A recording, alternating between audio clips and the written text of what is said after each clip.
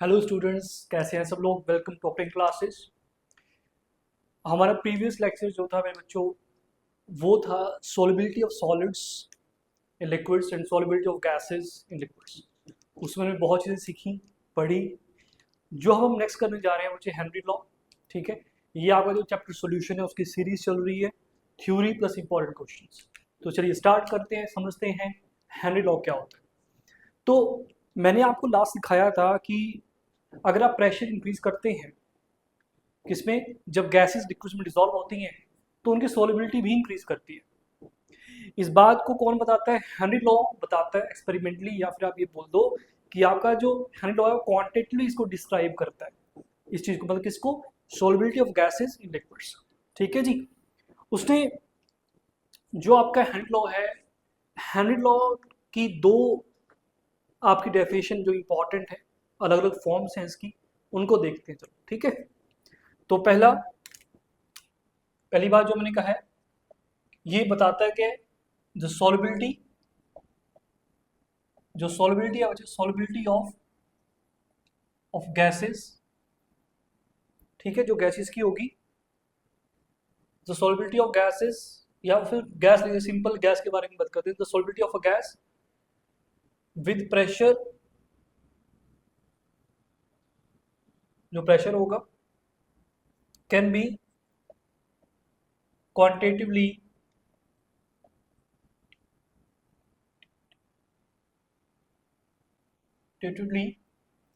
described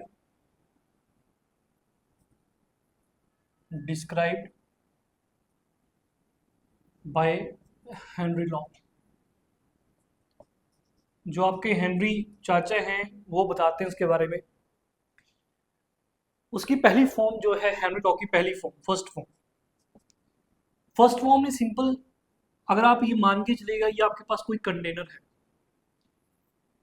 मैं इसको close कर रहा हूँ, इसमें सॉल्यूशन है जी। ठीक है, सॉल्यूशन यहाँ पे,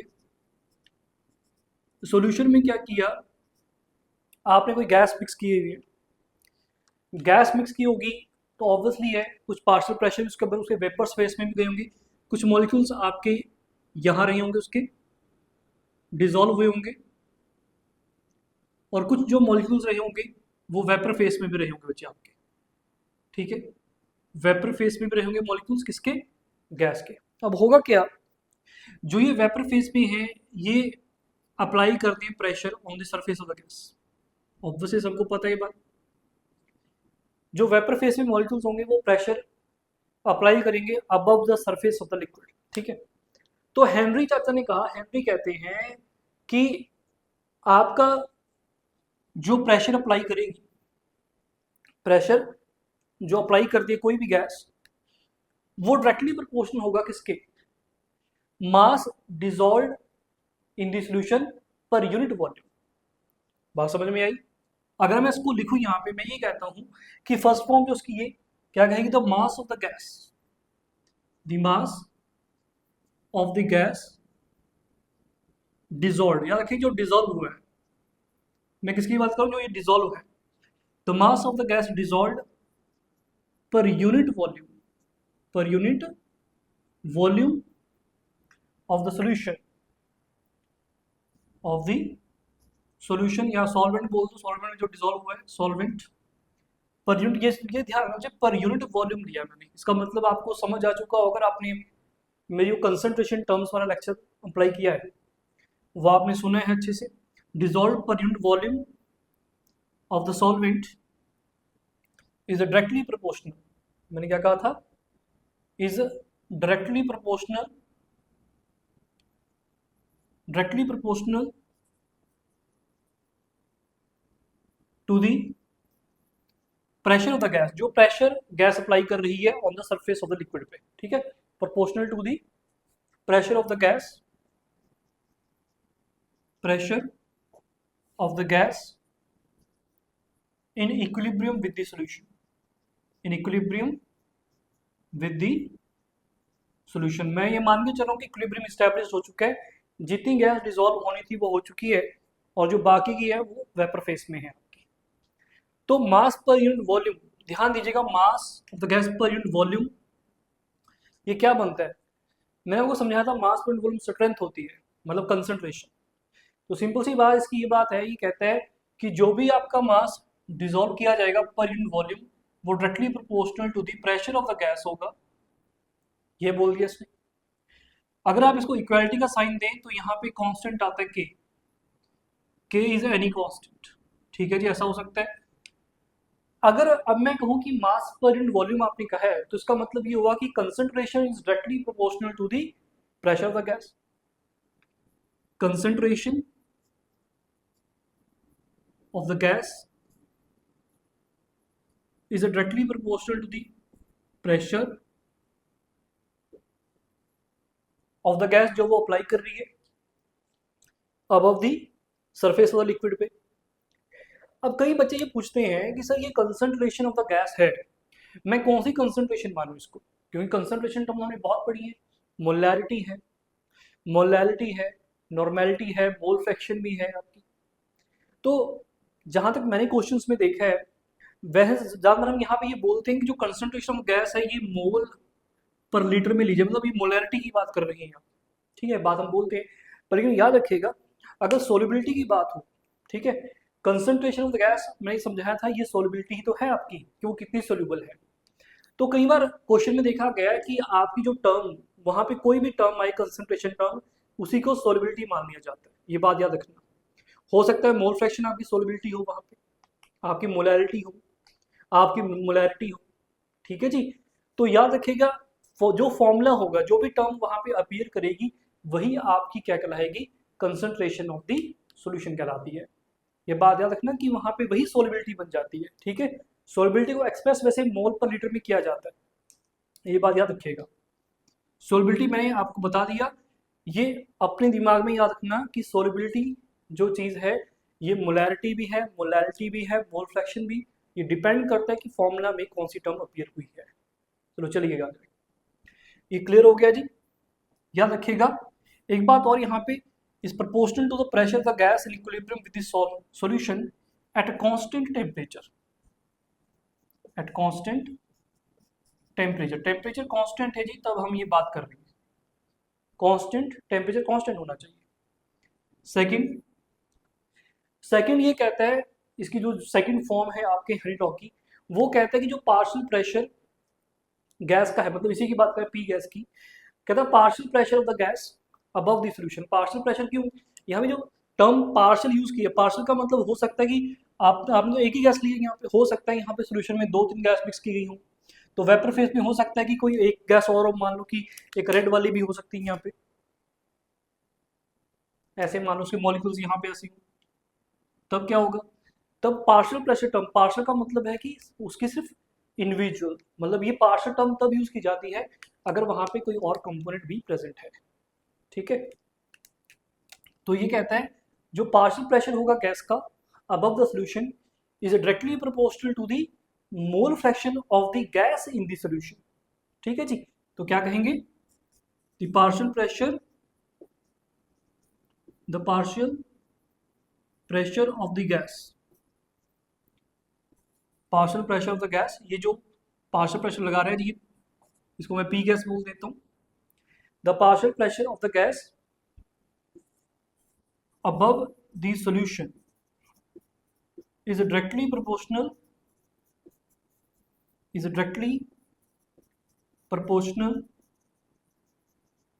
to the mole fraction of gas, mole fraction of the gas in the solution। यहाँ पे टर्म याद रखिएगा, इन दी सोल्यूशन है बच्चे। मोल फ्रैक्शन कौन सी मोल फ्रैक्शन है, सॉल्यूशन के अंदर, वेपर फेस में नहीं। मतलब यहाँ पे जो कंसंट्रेशन टर्म है, कंसंट्रेशन उसकी डिसॉल्व की गई है, जो मोल फ्रैक्शन गैस की वो कितनी है, एक्स गैस, याद रखिएगा। एक टर्म और आती है, वो कहते हैं कि वेपर फेस में भी तो है ना मॉलिक्यूल्स, तो वेपर फेस में कुछ मोल फ्रैक्शन रही होगी इसकी, उसको हम वेपर फेस में डिनोट करते हैं बच्चे वाई से, याद रखिएगा, वाई गैस। समझ आ गई, तो उसको मैथमेटिकल फॉर्म में देता हूं। मैथमेटिकली क्या कहेगा, देखते हैं जरा, मैथमेटिकल एक्सप्रेशन क्या बनता है इसका।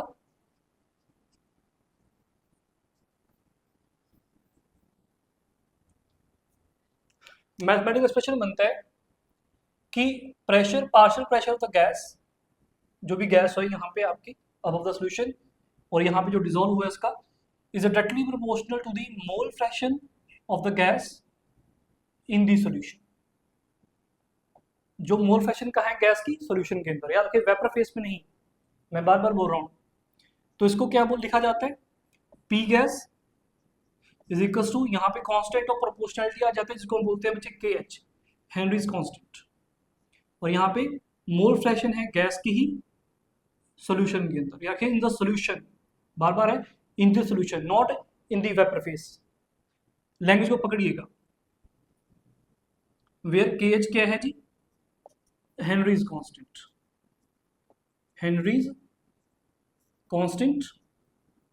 अगर आप यूनिट की बात करें कि यूनिट क्या होंगी के एच की, आप देख सकते हैं यूनिट्स ऑफ के एच, मोल फ्रैक्शन को यूनिट नहीं होती, तो जो प्रेशर की यूनिट है वही के एच की हुई, क्या हुई जी, एटीएम और बार। ठीक है जी, एटीएम या बार यूनिट होंगी आपकी हेनरी कांस्टेंट की। इंपॉर्टेंट चीज है, इंपॉर्टेंट याद रखिएगा चीज को मैंने कैसे बताया आपको। ठीक है, अब नेक्स्ट चलते हैं यहाँ से। नेक्स्ट ये है कि केएच के बारे में कुछ बातें, हेनरी कांस्टेंट के बारे में कुछ इंपॉर्टेंट बातें करते हैं। कहा जाता है जो केएच है इसकी वैल्यू किस पे डिपेंड करती है जी, जो केएच है यहाँ पे कांस्टेंट प्रोपोर्शनैलिटी है, ये किस पे डिपेंड करता है, तो ये डिपेंड करता है, सबसे इंपॉर्टेंट बात, नेचर ऑफ द गैस पे, कि आपकी जो गैस है वो कौन सी डिजोल्व की गई है। तो ये बात होगी, अगर इसको थोड़ा सा और स्पेसिफिक बोल दें तो कहा जाता है कि जो गैस सॉल्वेंट पेयर होता है ये उसमें डिपेंड करती है, मतलब सॉल्वेंट पे भी डिपेंड करता है। तो केएच की वैल्यू डिपेंड करती है on the nature of the gas solvent pair. ठीक है जी, gas solvent pair, value of KH depends upon the nature of, मैं गैस लिखता हूं पहले, on the nature of the gas, और स्पेसिफिकली ज्यादा बात करते हैं, that is value of KH is, जो वैल्यू होगी केएच की वो क्या है, इज स्पेसिफिक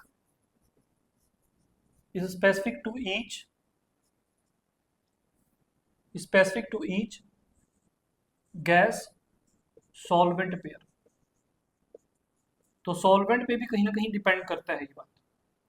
एक बात और, वहां पे टेम्परेचर कांस्टेंट रखिएगा, जहां पे the partial pressure of the gas above the solution directly proportional to the mole fraction of the gas in the solution at constant temperature. ये हम लिखना भूल गए, ये कांस्टेंट टेम्परेचर रखिएगा इसके बारे में।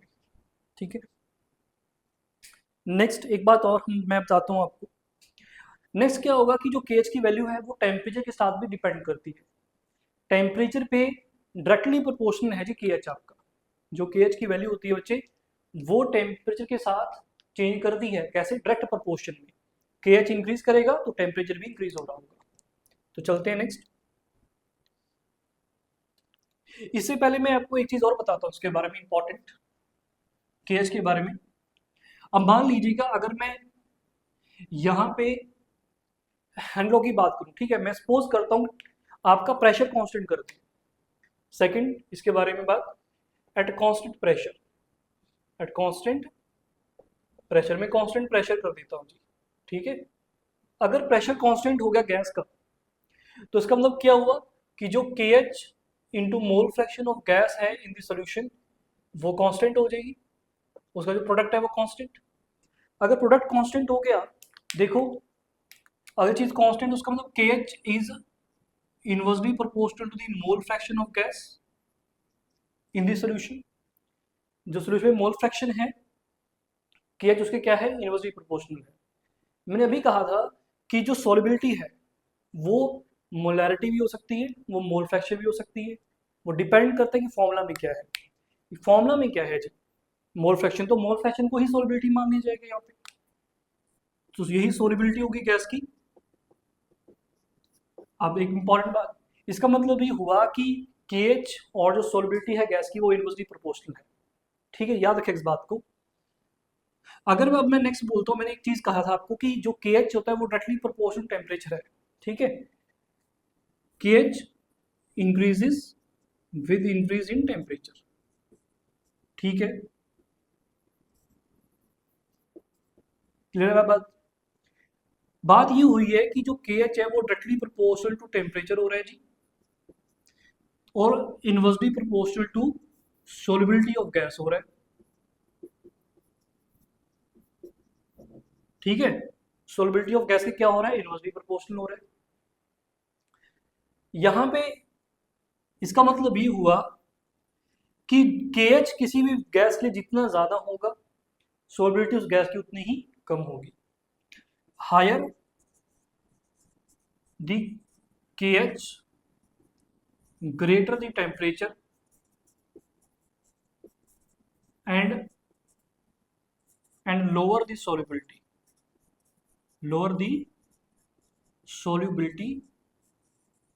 of gas।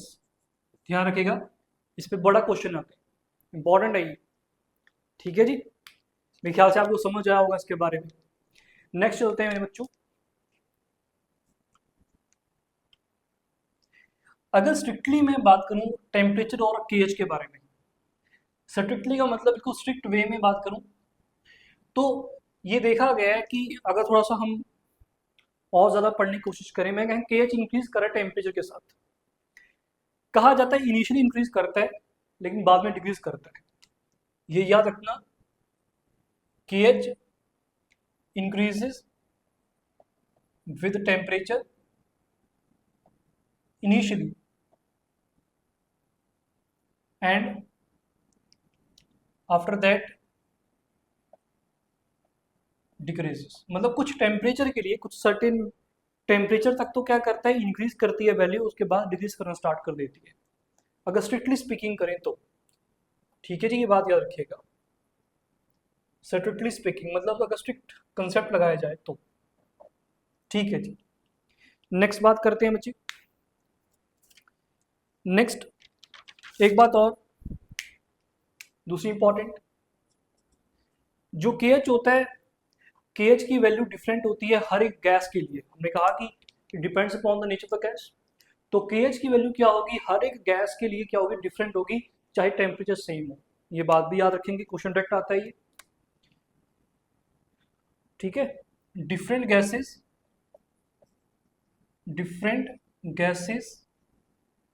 हैव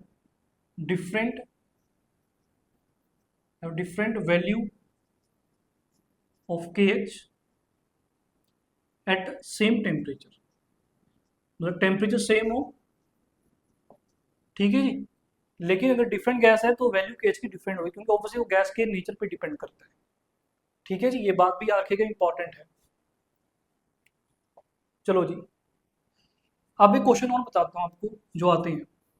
हमने सॉल्युबिलिटी पढ़ी थी गैसेस की लिक्विड्स में प्रीवियस लेक्चर में, मैंने आपको कहा था मैं आपको एक ऑर्डर बताऊंगा वहाँ पे सॉल्युबिलिटी का, तो सुनेगा जरा उसके बारे में। Order of solubility of gases in water में क्या ऑर्डर रहता है। अब यहाँ पे इन जनरल बात ये होती है कि देखो, अगर मैं बात करूँ आपके पोलर गैसेस के बारे में, जो पोलर गैसेस होती हैं वो हाईली सोल्यूबल होंगी आपके वाटर में। मैंने यही बताया था आपको लास्ट टाइम कि वो जितनी ज़्यादा, अगर वो आयन बनाने की कोशिश करती है, जितनी वो आयनाइजेबल होगी ज़्यादा, जितनी ज़्यादा आयनाइज होगी वाटर में, उतनी उसकी सॉल्युबिलिटी ज़्यादा होगी। एक फैक्टर और बताया था आपको, एच बॉन्डिंग। अगर कोई एच बॉन्डिंग कर सकता है कोई भी गैस उसके साथ, तो वो डोमिनेट करता है वो फैक्टर। अब यहाँ पे आप मुझे कहेंगे कि सर कोई कंसेप्ट क्या है ये ऑर्डर ऑफ सॉल्युबिलिटी का, वो तो बता दिया। एक और चीज़ है इसके पीछे, वो ये है कि अगर आपकी नॉन पोलर गैसेस आ जाए, नॉन पोलर गैस जैसे आपकी O2 आ गई, CO2 आ गई, CH4 आ गई, ठीक है, ये गैसेस आ जाती हैं, तो उस केस में ये नॉन पोलर हैं, तो कहा गया इनके बारे में क्या कंसेप्ट है सॉल्युबिलिटी का, मतलब किस बात को लेकर हम इसके बारे में ऑर्डर बनाएंगे, कौन ज़्यादा होगी कौन कम होगी। तो कहा गया ये बात डिपेंड करती है कि जो गैस है नॉन पोलर, उसका मोलिकुलर साइज और मोलिकुलर वेट पे, जितना ज़्यादा मोलिकुलर वेट या मोलिकुलर साइज होगा उतनी ज़्यादा वो सोल्यूबल होती है वाटर में। क्यों? जो आपकी लंडन फोर्सेज या डिस्पर्शन फोर्सेज ऑफ अट्रैक्शन है वो ज़्यादा हो जाती है। ये कंसेप्ट याद रखिएगा, ठीक है। तो लिख देते हैं इस बात को। मैंने नॉन पोलर गैसेस के बारे में बात कर लेता हूँ। नॉन पोलर गैस जैसे कि O2 के साथ स्टार्ट करते हैं, तो CO2 के साथ स्टार्ट करते हैं, CO2, ठीक है। CO2 की ज़्यादा, CH4 की भी इससे ज़्यादा होंगे भैया, CH4 क्योंकि मोलेकुलर मास ज़्यादा है। फिर आपका O2 आता है बच्चे, O2, O2 कार्बन का तो CO आ जाएगा, ठीक है, कार्बन मोनोऑक्साइड आ जाएगा। फिर आपकी आ जाएगी nitrogen N2, then H2, then helium. Helium सबसे लीस्ट सोल्यूबल होगी जी, रखिएगा, हीलियम इज लीस्ट सोल्यूबल। क्यों? क्योंकि सबसे लोएस्ट मास है। उसके बाद चलते हैं, मॉलिक्यूलर साइज भी थोड़ा कम होगा, H2 मॉलिक्यूल बन गया आपका, वो एक एटम है, याद रखिएगा। ये नॉन पोलर गैसेस के लिए था, नॉन पोलर गैस के लिए। इन जनरल जो कंसेप्ट है, कंसेप्ट क्या है सोलबिलिटी का, इनमें कंसेप्ट क्या है इन जनरल, जो गैसेस आपकी क्या होती है, मोलिकुलर वेट ज्यादा, greater the molecular weight, molecular weight and size greater the solubility, greater the solubility। ये बात भी ध्यान रखिएगा, इंपॉर्टेंट है। चलो अब चलते हैं, जो पोलर होती हैं जी आपकी, पोलर गैसेस होती हैं, जैसे HCl हुआ, NH3। लास्ट में मैंने आपको एक बात कही थी कि जो आपकी अमोनिया गैस है वो ज़्यादा सोल्यूबल होगी एज कम्पेयर टू HCl, अगर हम बात करते हैं, ठीक है। लेकिन अगर आप इस बारे में बात करें, इस फैक्टर को भी साथ में लेकर आए, कौन सा फैक्टर, मोलिकुलर वेट और साइज को, तो देखा जाता है कि जो क्लोरीन है, क्लोरीन का साइज ज़्यादा हो जाता है, उसका मोलिकुलर वेट भी ज़्यादा है, तो जिसकी वजह से स्लाइटली स्लाइटली सोल्यूबल हो सकती है आपकी कौन, HCl। ये थोड़ा सा करेक्शन वहाँ पे हो सकता है कि HCl थोड़ी सी ज़्यादा सोल्यूबल होगी एज कम्पेयर टू NH3। ये कई किताबें ये लिखती हैं कि NH3 इज मोर सोल्यूबल, क्यों, वो H बॉन्डिंग कर सकती है। लेकिन अगर हम इस कंसेप्ट से चलें तो ये कंसेप्ट ये भी कहता है कि आपकी HCl इज मोर सोल्यूबल, क्यों, क्योंकि साइज ज़्यादा है, ठीक है। अगर आप अब मुझे कहेंगे सर हमें ये बताओ कि अगर वहाँ पे क्वेश्चन आ जाए तो क्या कहेंगे, क्वेश्चन ही कि HCl और NH3 में हमें वहाँ पे कंपेयर करना पड़ गया, मान लो ऐसा कुछ आया, वहाँ पे क्वेश्चन है, हमें कंपेयर करना पड़ रहा है कि HCl ज़्यादा सोल्यूबल होगी या NH3 सोल्यूबल ज़्यादा होगी वाटर में। देखो जहाँ तक मैंने कंसेप्ट पढ़े हैं, जहाँ तक कंसेप्ट की बात है, वो ये कहते हैं कि आपकी H बॉन्डिंग डोमिनेट करती है ना। ऑब्वियसली जितनी ज़्यादा H बॉन्डिंग होगी उतने ही आपके मॉलिक्यूल्स एक दूसरे के साथ ज़्यादा अटैच्ड होंगे। मेरे कहने का मतलब तो यही है, मैं तो हमेशा ये कहता हूँ कि NH3 थोड़ी सी ज़्यादा सोल्यूबल होनी चाहिए, है ना, वो होगी भी। अगर मैं ऑप्शन करता तो मैं NH3 करूँगा, ठीक है। लेकिन कई बार अगर आप इस कंसेप्ट से चलें कि मोलिकुलर वेट या साइज से, तो फिर HCl हो जाता है। अब याद रखना, अगर कहीं भी क्वेश्चन आए वहाँ पे, तो वहाँ पे ध्यान रखना कि वो H बॉन्डिंग की टर्म में पूछ रहे हैं या मोलिकुलर वेट या साइज के बारे में पूछ रहे हैं। तो कंसेप्ट बहुत देख के लगाना बच्चे वहाँ पे, ठीक है जी। तो ठीक है, HCl आ गया, NH3 आ गया, देन बच्चे आपकी SO3, देन SO2, ठीक है जी, देन आपका H2S गैस, हाइड्रोजन सल्फाइड। याद रखिएगा ये जितनी भी गैसेस हैं ये सब रिएक्ट करती हैं आपके किसके साथ, आपकी वाटर के साथ। ये ऑर्डर ऑफ सॉल्युबिलिटी है, अगेन ऑर्डर ऑफ सॉल्युबिलिटी है, ये पोलर गैसेस हैं, ठीक है जी। आगे चलते हैं मेरे बच्चों, नेक्स्ट। अगर कई बार ग्राफ के बारे में बड़ा क्वेश्चन आता है जी, ये कहता है P gas is equal to KH into mole fraction of gas.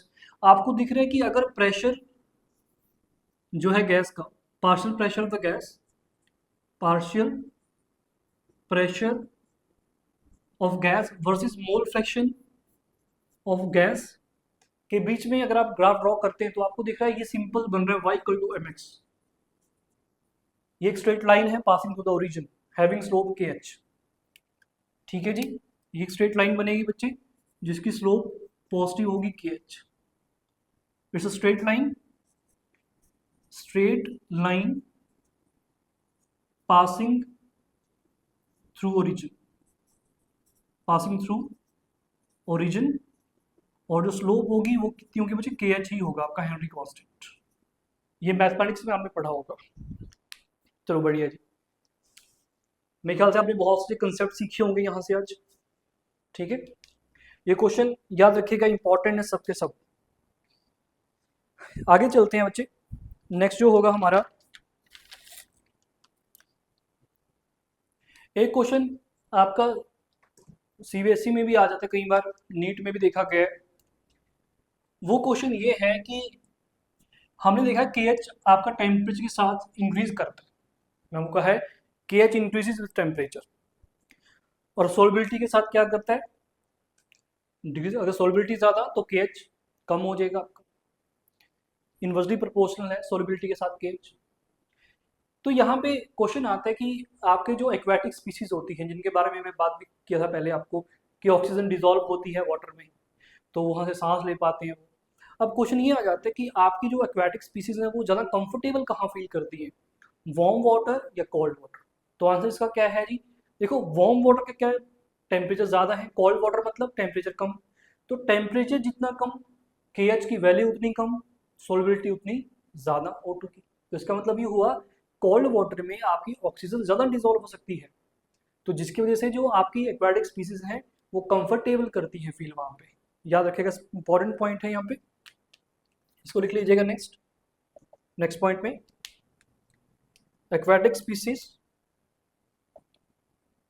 aquatic species feel more comfortable in cold water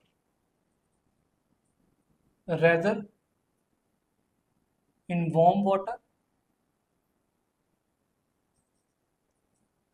because oxygen is more soluble, ज़्यादा soluble हो जाती है जी, is more soluble in cold water। Reason mean cold water का मतलब laser temperature होगा जी, याद रखेंगे इसके बारे में। मैंने आपको बताया ये सेम कैसा है, के एच टेम्परेचर डायरेक्टली प्रोपोर्शनल और सोलबिलिटी के इनवर्सली प्रोपोर्शनल है।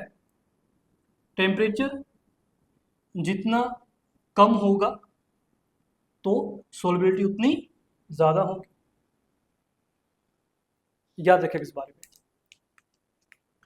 आगे चलते हैं, अब एक नेक्स्ट क्वेश्चन बड़ा आता है आपकी नीट में, जेई मेंस में। कहते हैं कि जो ये आपका हेनरी लॉ है, ये इसकी वैलिडेशन बताओ, कब कब वैलिड है ये। ठीक है, तो लिखेंगे इसके बारे में। नेक्स्ट पॉइंट,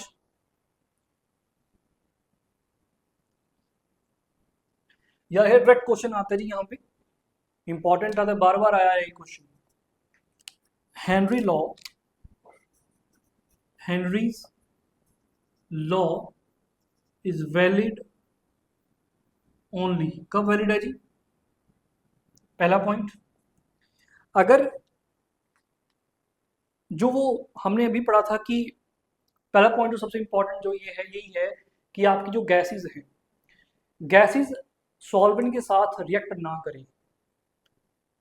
अगर वो रिएक्ट नहीं कर रही तो आपका जो हेनरी लॉ है वो वैलिड है। अगर वो रिएक्ट कर गई है या उसने आयंस फॉर्म कर लिए तो हेनरी लॉ एप्लीकेबल नहीं होता, ये बात भी याद रखेंगे। is valid only if a gas does not react with solvent, वो रिएक्ट नहीं कर रही, doesn't react with solvent, या दूसरी तरह में बोलें, और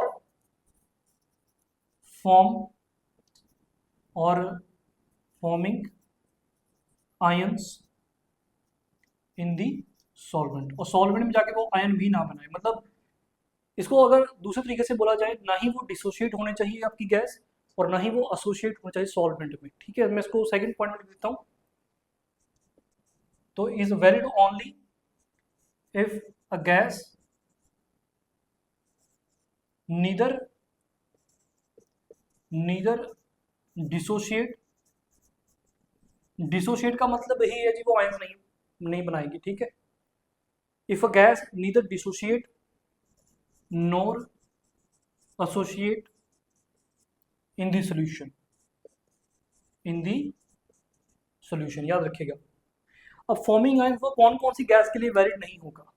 देखो फॉर्मिंग आयंस कौन कौन सी बनाती हैं, वो सारी HCl हुई, आपका NH3 हुआ, ये रिएक्ट कर जाती है, तो उनके लिए वैलिड नहीं होगा जी। एग्जाम्पल लिख लीजिएगा वहां पे चाहे, ठीक है जी। आपका हेनरी लॉ वैलिड कब होगा, इज वैलिड ओनली अगर गैस रिएक्ट नहीं कर रही। तो फिर उल्टा पूछे जाता है कि तो कौन कौन सी गैसेस कर सकती हैं रिएक्ट, तो कौन कौन सी कर सकती हैं, सारी रिएक्ट करेंगी। तो इनके लिए आपका जो हेनरी लॉ है बच्चे वो वैलिड नहीं है इन गैसेस के लिए, क्योंकि ये केमिकली रिएक्ट कर जाती हैं आपकी वाटर के साथ और या सॉल्वेंट के साथ, और ये आयंस भी बना सकती हैं वहां पे, ठीक है, ध्यान रखिएगा इस बार। नेक्स्ट पॉइंट जो होगा टेम्परेचर और प्रेशर का होगा मेरे बच्चों, ठीक है। ये लो प्रेशर पे, मतलब कहने का मतलब वैलिड ओनली इफ जो आपका प्रेशर है वो लो हो, प्रेशर ज्यादा नहीं होना चाहिए। Third, at low pressure, at low pressure मतलब इतना भी लो नहीं, मतलब लो प्रेशर ज्यादा हाई नहीं होना चाहिए प्रेशर। और आपकी जो टेम्परेचर है, temperature is not too low, temperature second वो ज्यादा लो नहीं होना चाहिए। ये फोर्थ होगा, temperature is not too low, मतलब मॉडरेट चाहिए, मॉडरेट वैल्यू चाहिए हमें। और दूसरा एक और होगा कंसंट्रेशन, जो कंसंट्रेशन होगी आपकी वो भी कैसी होनी चाहिए मेरे बच्चे, बताओ, ज्यादा या कम। Low concentration, valid only if low concentration हो गैस की, तभी वैलिड है ये, अदरवाइज आपका जो हेड लॉ है वो वैलिड नहीं होगा। ये बात इंपॉर्टेंट याद रखिएगा, ठीक है जी, इसको नोट कर लीजिएगा। फिर नेक्स्ट चलते हैं नेक्स्ट क्वेश्चन पे, नेक्स्ट पढ़ते हैं कि नेक्स्ट क्या है आपका। यहां तक आपने इसकी थ्योरी समझी है बच्चे हैंड लॉ की। थ्योरी समझने के बाद जितनी भी हमने सॉल्युबिलिटी की है, हैंड लॉ की है, नेक्स्ट लेक्चर में मैं आपके लिए क्वेश्चंस लेकर आऊँगा, बढ़िया बढ़िया क्वेश्चंस करेंगे, कुछ सिलेक्टेड प्रॉब्लम्स होंगी जिनमें आपको बहुत कुछ सीखने को मिलेगा कि आपका जो हैंड लॉ है उसको हम अप्लाई कैसे करेंगे, ठीक है जी। तो मिलते हैं बच्चे नेक्स्ट वीडियो में। लाइक कीजिएगा, शेयर कीजिएगा, सब्सक्राइब कीजिएगा चैनल को अगर आपको वीडियो अच्छी लग रही है। मिलते हैं बच्चे नेक्स्ट, थैंक यू।